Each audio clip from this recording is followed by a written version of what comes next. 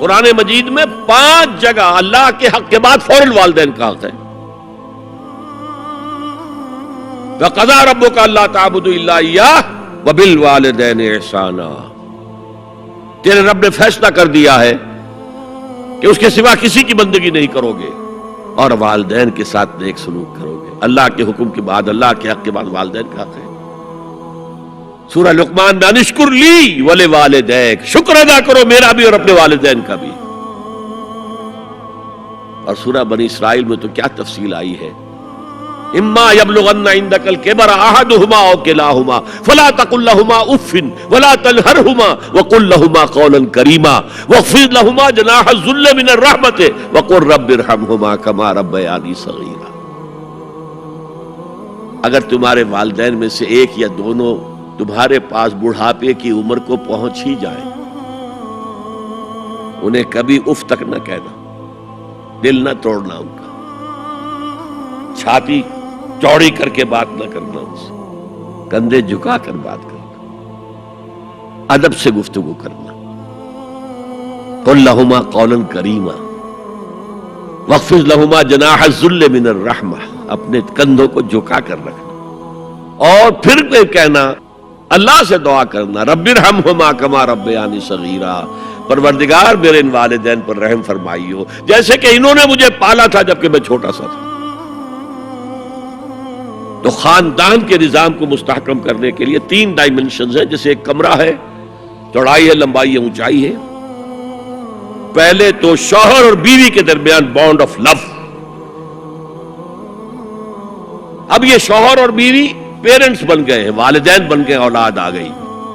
Second dimension add ہو گئی، ادب، عزت. اور بہن بھائی ہیں، اخوت، جس کو کہ وہ کہہ رہا ہے جی ویلز بھی، فریٹرنٹی. خاندان کا ادارہ مستحکم.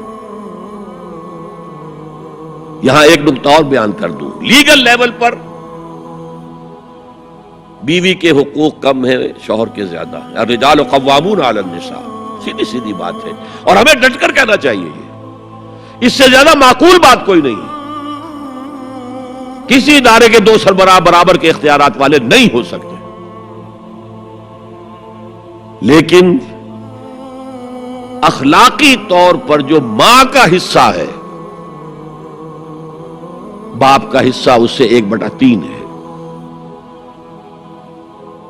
قرآن مجید میں آیا ہے نا، حملتہ امہ وہنا علی وہن وفصالہ فی عامین ان اشکر لی ولوالدیک. اسے اٹھائے رکھا اس کی ماں نے اپنے پیٹ میں، کمزوری پر کمزوری جھیل. کمزوری تو ہو رہی ہے، اس کا خون چوس رہا ہے اندر، جھونک جو ہے وہ چوس رہی ہے خون اس کا. اور سب ماؤں کو تو اتنی نرشمنٹ موجود نہیں ہوتی کہ آپ پریگننسی میں اس کے لیے ضروری نرشمنٹ فراہم کر دیں. وہنن علی وہن، کمزوری پر کمزوری جھیل کر بھی اپنے پیٹ میں اٹھائے رکھا. وفصالہ فی عامین، اور پھر دودھ چھڑانا ہوا 2 سالوں میں. وہ جھونک جو ہے وہ پھر اس کی چھاتیوں سے چمٹ گئی.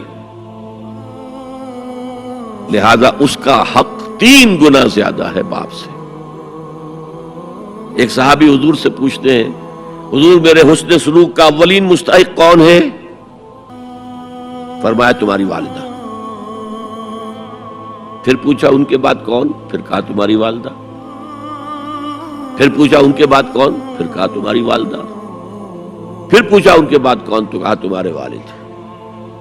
3 درجے. اور یہ جو فرمایا الجنت تحت اقدام الامہات، جنت تو ماؤں کے قدموں تلے ہے، یہ باپ کے بارے میں تو نہیں فرمایا. یہ ہے ایکویشن، بیلنس. اسلام قسط کی بات کرتا ہے، انصاف کی بات نہیں کرتا. انصاف تو یہ کہ آدھی روٹی ادھر دے دو آدھی ادھر دے دو، انصاف ہے، یہ اچھی چیز ہے. یہ قسط یہ ہے کہ بوجھ اٹھانا ہے تو جو زیادہ قوی ہے اس کو زیادہ بوجھ دو اٹھائے، اور جو کمزور ہے اسے کم بوجھ دو. یہ قسط ہے. تو اسلام نے عورتوں پر ذمہ داریاں کم رکھی، ان کے اختیارات کم رکھے، لیکن اولاد پر حق ماں کا 3 درجے فائقہ.